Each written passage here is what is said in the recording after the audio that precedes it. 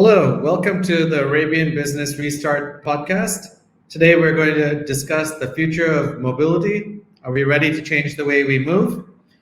For decades, how we have moved ourselves from one location to another has remained relatively the same.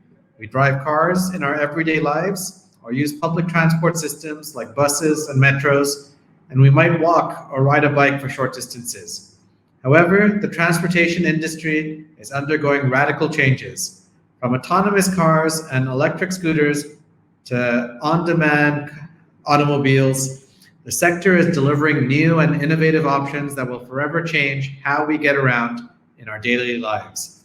Are we ready, and can infrastructure around the world rise to the challenge and embrace new transportation models? In this live webinar and podcast, in collaboration with Arabian Business, our panel of experts will discuss the future of transportation, including how emerging tech is reshaping mobility, what kind of effect new modes of transportation will have on the economy, and can changes in transportation help governments meet their climate change goals. My name is Jaideep Dhanoa, and I'm the co-founder and CEO of Finex, a leading micromobility operator in the Gulf and Middle East region. Panelists, may you please introduce yourself? My name is Vilhelm Hedberg. I'm the founder of Ekar, which is the Middle East's first and largest car sharing business.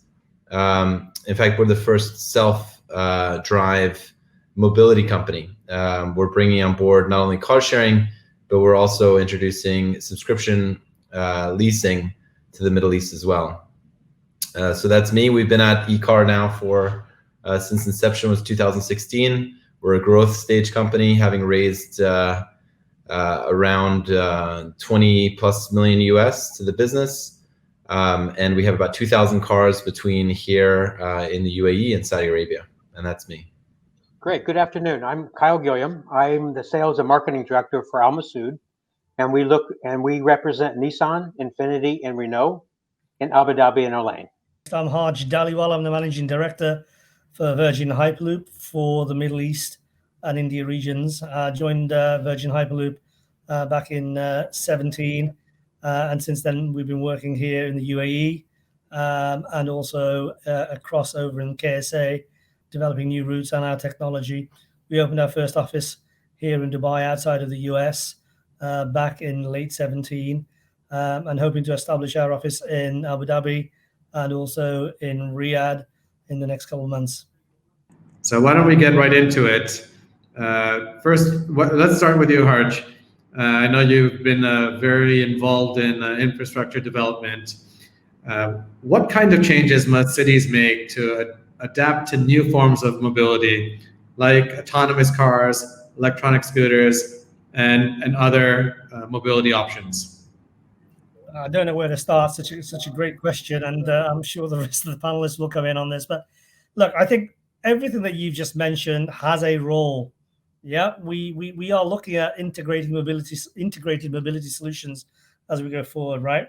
And the Hyperloop and the technology we're developing is a part of that.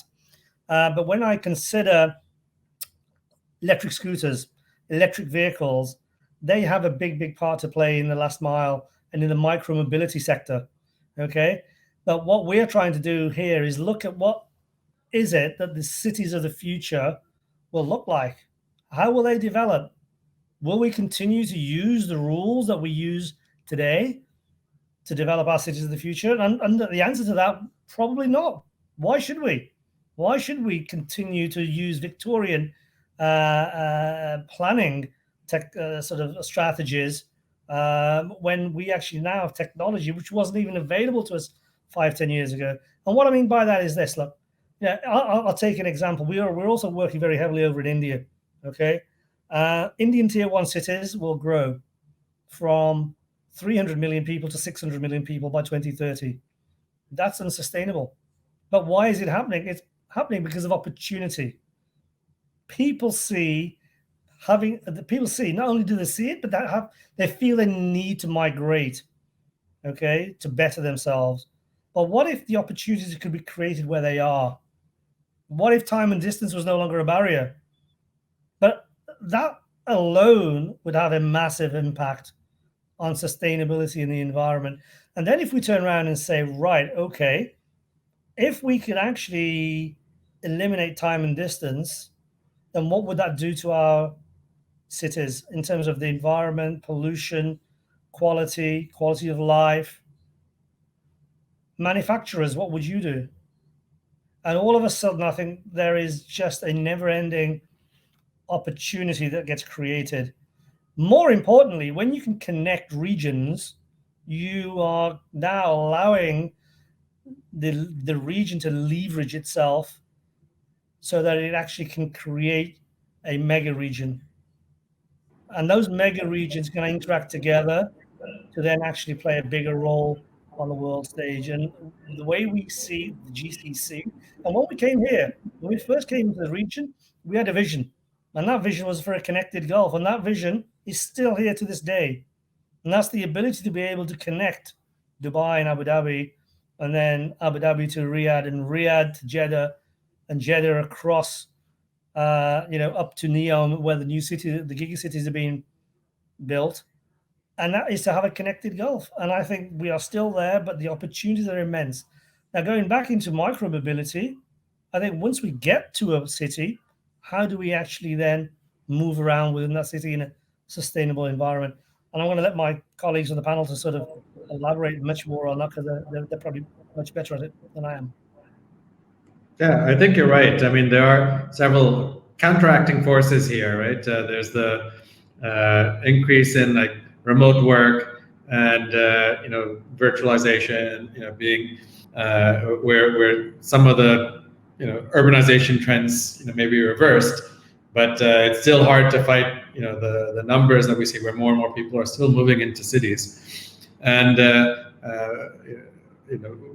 Hyperloop is like one great example of how you can connect these urban centers to create the mega urban developments, like you mentioned.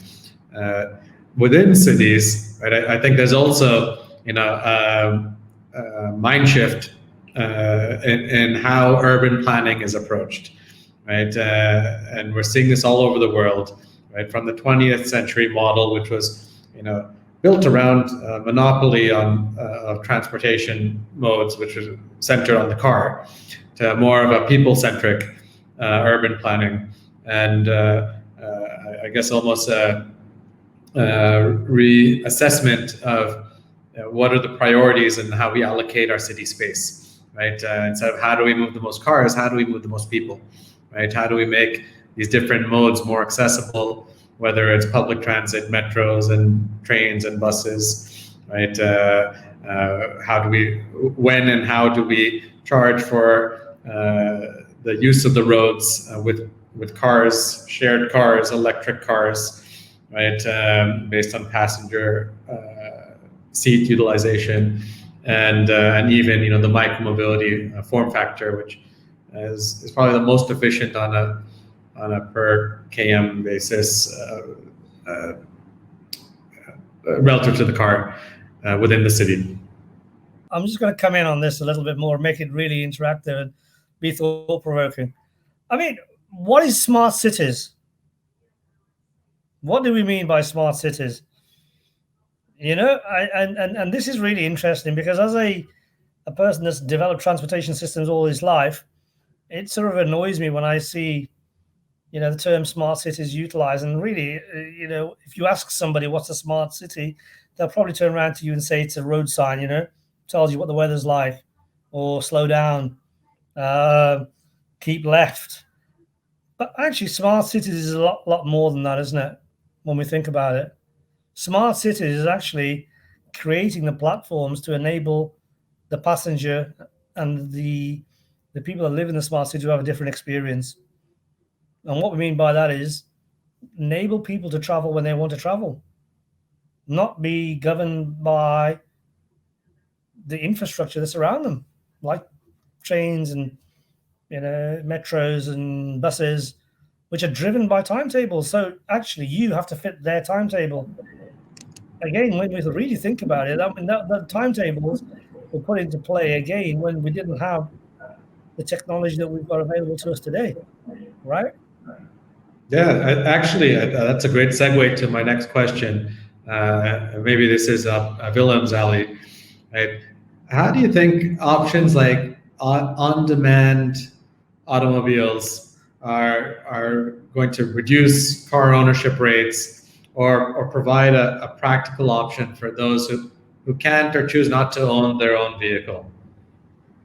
Yeah, no, I think that's a very interesting question. I think COVID really accelerated a big shift in the way people consume mobility, right? So the big trends that we're seeing, Jaideep, obviously in your favor, a lot of micro mobility has seen an uptick post-COVID.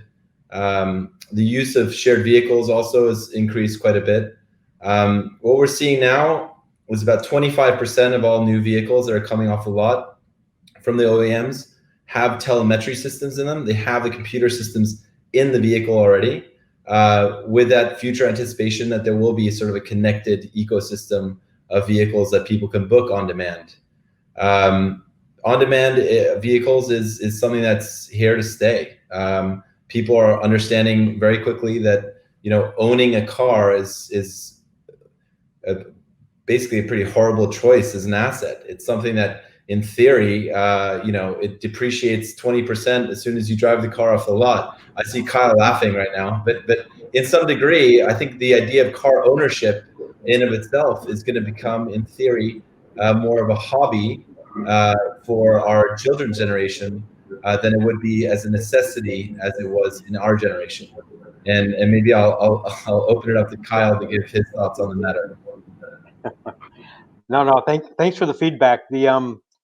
I think in the short term, when I say short term, 5, 6, 10 years, we haven't really seen a drop in car ownership. Has the industry volume come down? Yes, but for different reasons. But when we look at ownership rates, at least within the UAE and even within the US, we haven't really seen a reduction. In the large cities, yes, you see the Ubers, you see the Lyft, you see shared services that are very effective in the large cities. But when you get out to the rural areas, it's still very much car ownership. And personally, I hope it stays that way. What do you think, Kyle, about the adoption of autonomous vehicles in the next sort of 10 years or so that might replace, in theory, entirely people owning cars? Wouldn't you think? Or do you think that's something that's still far away? I think it may reduce the number of vehicles, but not necessarily completely replace car ownership. If we take a look at the US, it's still very popular to take road trips, and it would be very difficult to do that. But if you live in a large city, autonomous vehicles the technology is evolving so quickly. And honestly, the governments are trying to keep up with legislation, policy making, even the insurance industry are trying to keep up. And if I can take the US as an example, it's even more complicated because you have the federal system and you have the state system. Each state has their own power to implement policy. And California is taking the lead on that, and they have, as I understand it, about 1,400 autonomous vehicles currently on the road. And they're working, and I know the governments are working closely with the major manufacturers to develop the legislation and the policies to support that. If I may just come in on this, and I've done a few talks with motor manufacturers who are starting to sort of think, where is the future heading? When we talk about smart cities and integrated transport platforms.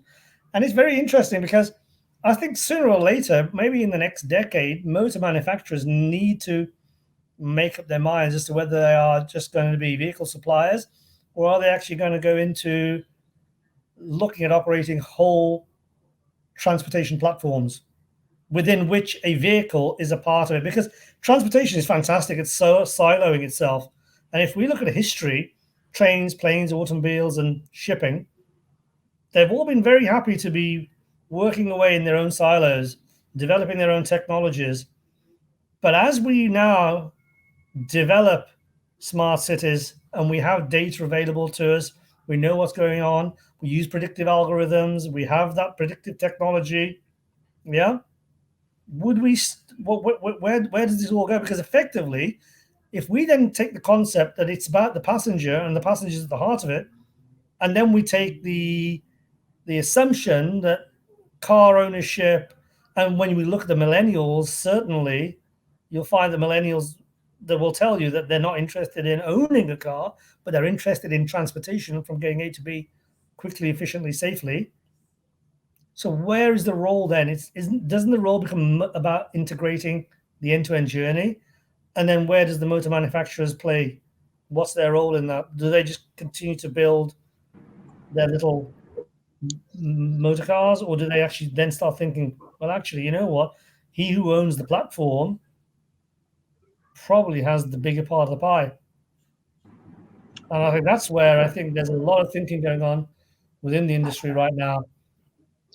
Oh, that's very good comments. If you take a look at, I think what shook the industry was Tesla.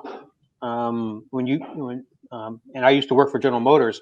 When you go back to the manufacturers, very few people thought Tesla had a chance to survive, and they've done amazingly well, and they're dominating the EV space. A lot of manufacturers are trying to catch up to them quickly now, but they have dominated and they have a good head start. But it's the battery technology, the efficiency of their motors that has helped them dominate that space. But what's next? Is it hydrogen, where you don't have range anxiety at all? And so it is all growing very fast and changing. Kyle, would you argue that the sort of fast-paced moving of Tesla has been beyond the fact that it's got a great product?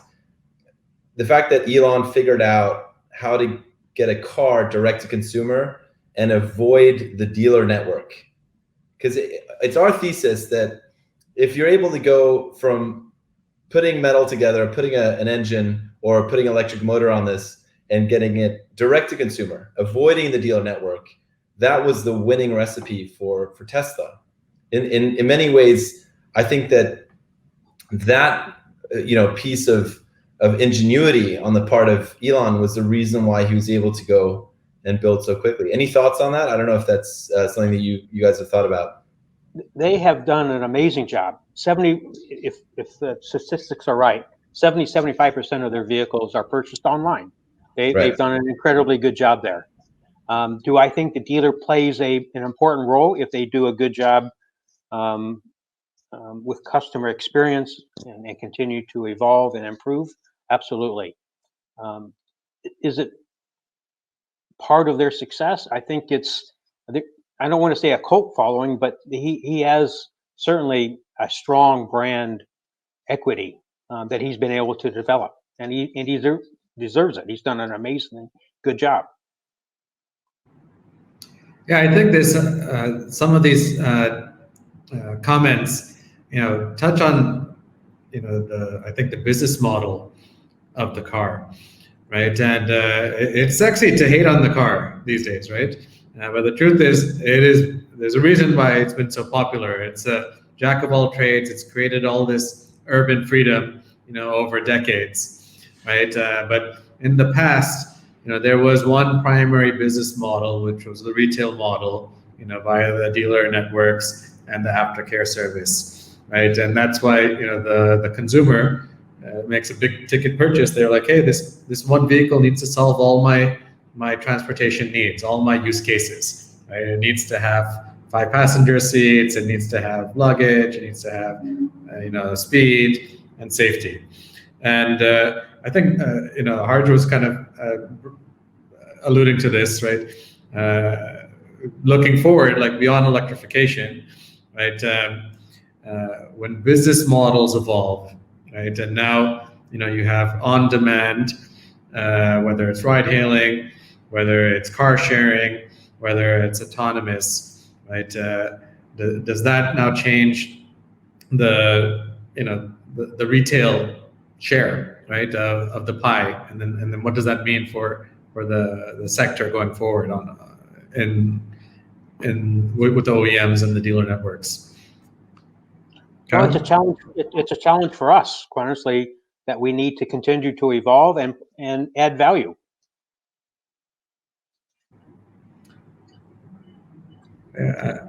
I mean, from our own experience as a micromobility operator, right? I know that probably in car sharing as well, right? It's much more than an app, right? The vehicle care and maintenance is actually a core capability, right? And I wonder if that's the role that dealer networks can play in the future with these autonomous fleets and maybe other form factors. What's changing is just in this past week, it came out that Apple was continuing to develop their car. And if the news articles are right, they're working with Hyundai. So it continues to evolve on how this is going to be rolled out. But to me, it's technology that you add to a car. So it's whether it's EV, whether it's autonomous, whether it's version 3, 4, or 5 level. It will be options within a car, and the manufacturers, like the dealers, need to evolve and continue to be relevant and provide the right customer experience. So there's also this concept of unbundling the car, right? If you think of the car as a bundle of trips or a bundle of use cases, right? And with a lot of people living in cities these days, right? That general purpose vehicles may be overqualified for a lot of those trips, right? 70% being single passenger, 50% being short distance, right? And this is a bit of a self-serving question, right? Which is where do electric scooters and micromobility options fit in a city's transportation landscape, right? So maybe I'll start that one off, right? I think the idea with micromobility and with Finex, right, is that there is a form factor that can more cost efficiently service a lot of trips in cities, right? We don't need to use the general purpose vehicle for everything, right? And if you have like a 2,000 kg car moving 100 kg passenger in traffic 2 kilometers, right, with a private chauffeur, if it's ride hailing, I mean, you know where the money is going. It's not going to move you. It's going to move the car, right? And the labor to move the car, right? We actually fundamentally believe that a large share of trips in cities will be displaced, right? Whether it is shared micromobility, owned micromobility, leased micromobility. Right, and in addition, a lot of new demand will be unlocked, right? And in effect, there's a fair amount of friction involved in movement today, right? If you have to walk to your car, drive in traffic, find parking, right? That limits a lot of the short distance trips, even if the cost in money isn't as high, right? The cost in time is, right? Of course, this will enable access to other modalities, right? I think there's a role for scooters connecting to cars, right? The car sharing fleet in the city, accessibility to those vehicles is also a challenge, right? The density of vehicles permitted, and that makes sense from a capital standpoint. Like scooters can bring you to that car or bring you to the metro system or the bus system, or facilitate that short distance trip. Would be great to hear other panelists' views on the role of e-scooters and micromobility in a multimodal transport network. Happy to jump on that one. And Jaideep, congrats to you and the success that you've made with Finex, with the raise and so on. It's going to be super interesting to see how micromobility will play a role not only in Dubai but in the greater Gulf region. So it'll be really cool to see how that's going to play out. I actually, for Christmas, I got a scooter for as a present, and they're super useful. I find myself using the scooter all the time to buzz around on the Palm Jumeirah here where I live. It's massively more convenient in many regards to driving a car, and it's fun as well. So yeah, I definitely see bicycles, scooters as being a great micro-mobility solution. The one concept that I would worry about, though, is always kind of figuring out, okay, what part of the city makes sense to scooter in. So for example, on the Palm Jumeirah, it's not like massively convenient. I'll find myself having to kind of illegally drive on certain areas on a road or something. I think that the infrastructure and the roadway system itself has to kind of like be improved to help bicycle or scooters be able to get access. So I would argue that, like, I think they're amazing, and I think it's great for a lot of cities, but I wonder if it's not like the solution for all cities, especially ones that don't have great, sidewalks or bicycle access or so on. Jaideep, are you seeing that kind of thing as well in your kind of growth strategy? You have to select cities where that makes sense, right? Yes, absolutely. And I think we all need to take a step back and realize that it's taken a century for infrastructure to be built for automobiles, right? And the cities haven't been built to support these alternative form factors, right? So it will be a gradual process where urban planners need to think about how do they allocate space in their cities, right? Currently, almost all of it for transportation is allocated to the car, right? On average, 30% of a city is reserved for a car, right? Whether it's roads, driveways, parking. That's very valuable real estate that's not being utilized very efficiently, right? If you can repurpose 10% of that 30%, 3%, right, away from the car for micromobility, that you'd find the throughput would actually increase substantially, right? Like one car lane repurposed to scooters moves 6x the passengers, right? It's not 5% increase, it's 500% increase, right? So when you look at quantums of impact so substantial, it's inevitable. It's just a matter of time. But it takes like the industry and I'm speaking about micromobility right now. It needs to build that confidence with data to provide urban planners with the courage to make such dramatic changes. Right? We're seeing it in some cities, like in Paris, a lot of change around removing car parking spots, creating bike lanes. I think out of the pandemic, a lot of cities around the world have instituted more micromobility lanes, right? And it will happen here in the region, right? Even like Dubai has announced ambitious plans around building connected, continuous bike lanes across the city, and other cities are approaching it, but it takes time, right? What do you think for like today's snapshot of today? What are like the top 5 cities in the Gulf, in your view, where micromobility would work the best today? So we have a unique view when it comes to micromobility in the Gulf, right? I think there are a lot of skeptics actually, because it's a car culture region, right? And there's not a lot of Kyle is fisting, right? And there's not a lot of precedent around bike culture and bike lanes, etc. Right? The way that we think about it is, mobility is a universal need. Wherever you live in the world, right? Big cities, small cities, rich, poor, whatever demographic, cultural background you have, and generally, people have 3 core consideration factors, right? 1 being affordability, 2 being convenience, and 3 being experience.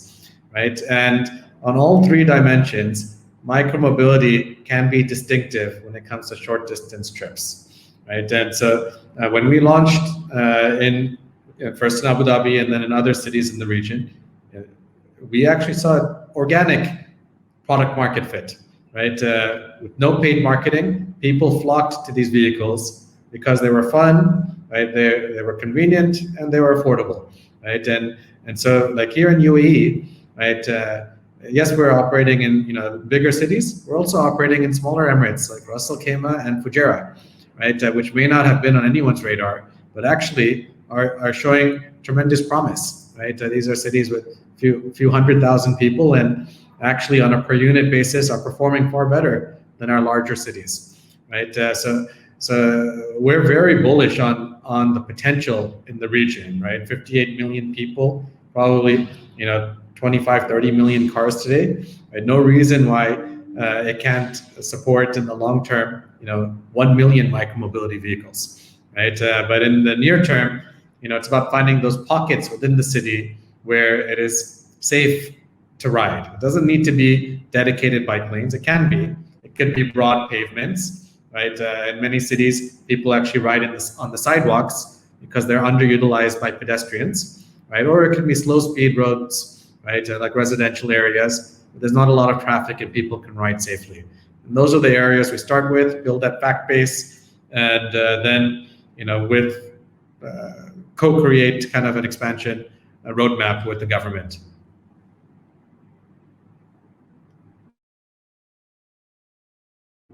So let's change gears. Let's talk about car sharing. And Kyle and Vilhelm would love to hear from you. How do you see, the impact of car sharing on actually the car rental industry? Happy to jump on that one, Jaideep. So I think the biggest transformation that we've seen has been the sort of post-COVID effect. We know companies like Hertz in the US, for example, went bankrupt due to COVID. Typically people that are renting rental cars are, for the most part, tourists that are coming in. And of course, now with the travel constraints and the fear of and the onset of the pandemic, people aren't traveling as much. The net result, there's about 300,000 car rental cars in the Gulf. And a very large proportion of those vehicles are now underutilized. Many of them, tens of thousands, if not hundreds of thousands of cars are just kind of sitting around burning up in the desert and depreciating. So we made a very concerted effort towards helping car rental companies become tech-enabled. So we actually have a product called Ekar Mobility Operating System, or Ekar Mobility OS, which can be logged into remotely by any car rental company. And as long as that car rental car has what's known as a telematics unit, or a sort of a GPS tracker that's connected to the CAN bus or the computer of the car, it can instantly be tokenized and put onto the Ekar app. So we just launched this program. We had built it over a course of about a year, but we launched it in the kind of right after the lockdowns. And we've seen over the last sort of month or two, we've signed on about 5,000 cars now in the Gulf region to be put out on the Ekar app. So we're basically helping facilitate these car rental companies now with getting into the digital rental space and be able to rent their cars by the minute. And vis-a-vis, I mean, about 98% of our user base are either residents or tourists. We're agnostic to tourism.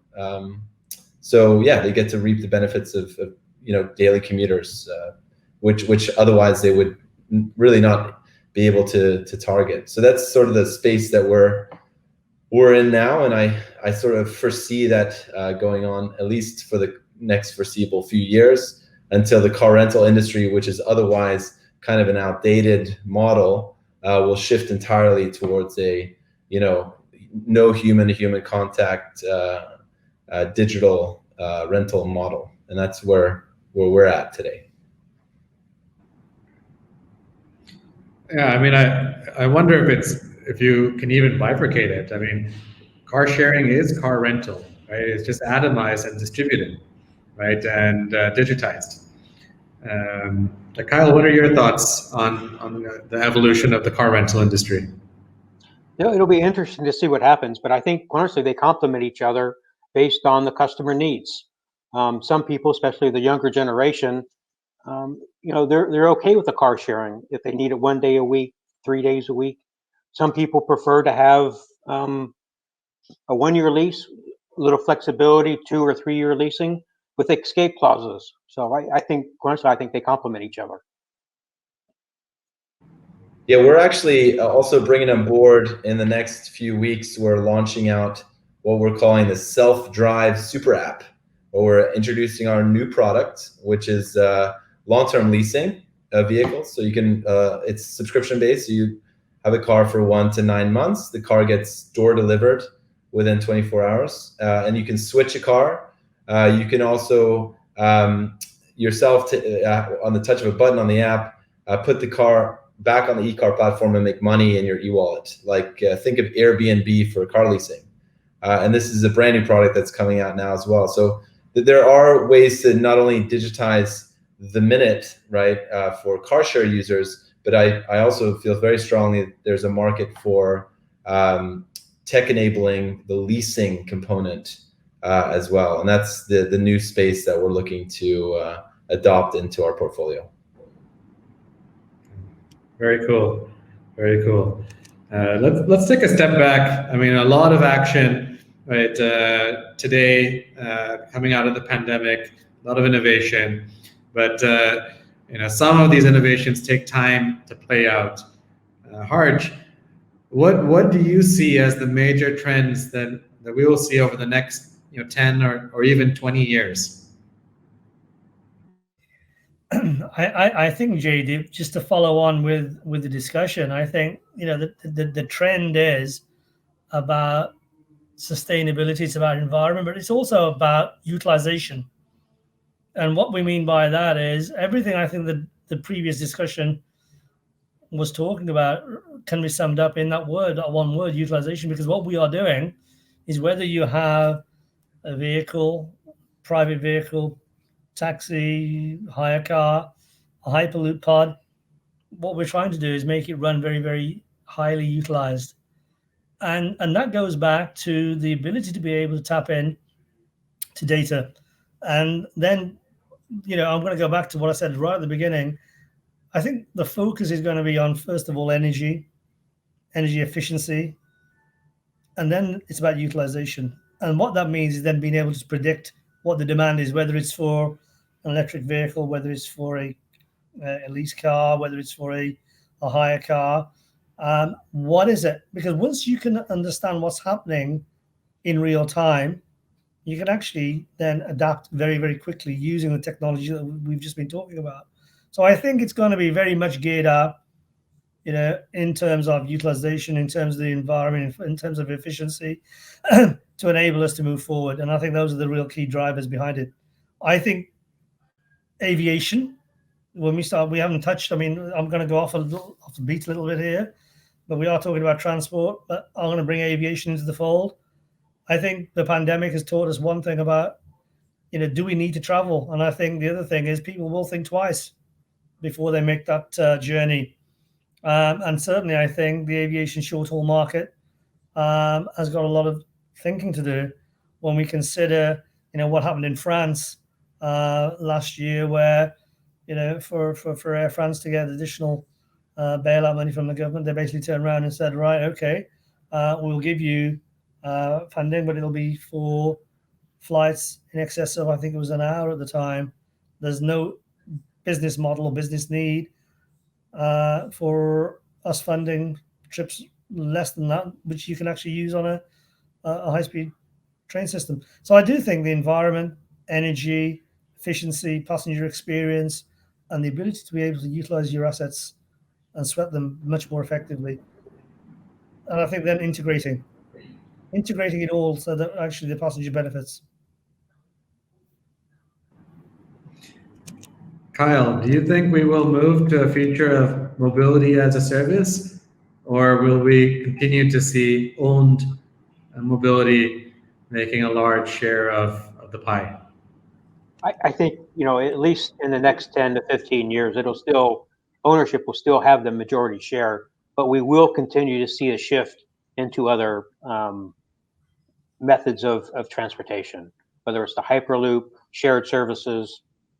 It will continue to shift, but I think it'll be, especially in this region, at a much slower rate.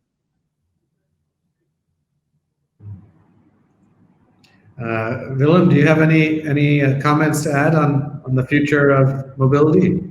I wonder if, referring to cars, I think the moment that we have autonomy figured out, that will be the end in many ways of car companies or OEMs selling cars to people. And I think that's going to happen within the next sort of 10 years. At which point, take Tesla, for example, once they figure out autonomy, it's approved and so on, will be the day that Elon stops selling Teslas to consumers. The idea then would be to keep the cars and beat Uber and figure out mobility and work that space. Because ultimately, I think the goal here is to figure out what's the most convenient form of transportation. And the solve isn't necessarily about selling metal and wheels. It's about figuring out how to get the consumer base from point A to point B efficiently. And that's our view on the matter. That's our thesis. I totally agree with what you've said, because I think the future of transportation is actually the integrated platform. And when we look at smart cities, the data is available. I think the key will be access to that data to enable the efficiencies to be driven in and to be giving passengers that choice. I think that's very, very important. I would finally sort of add to this, mass transport, mass transit.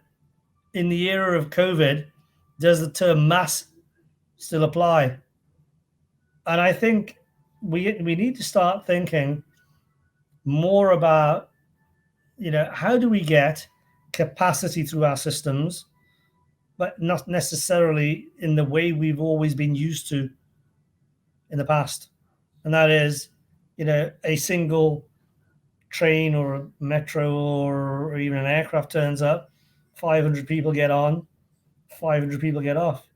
I think what we now are looking at is actually the ability to be able to segment that off into much smaller units, pods, as we will in our cases, vehicles, cars, but make sure that they're able to go through at a high capacity, at a highly utilized pace. And I think that's very important. And I think people will be very, very mindful of that as we go forward.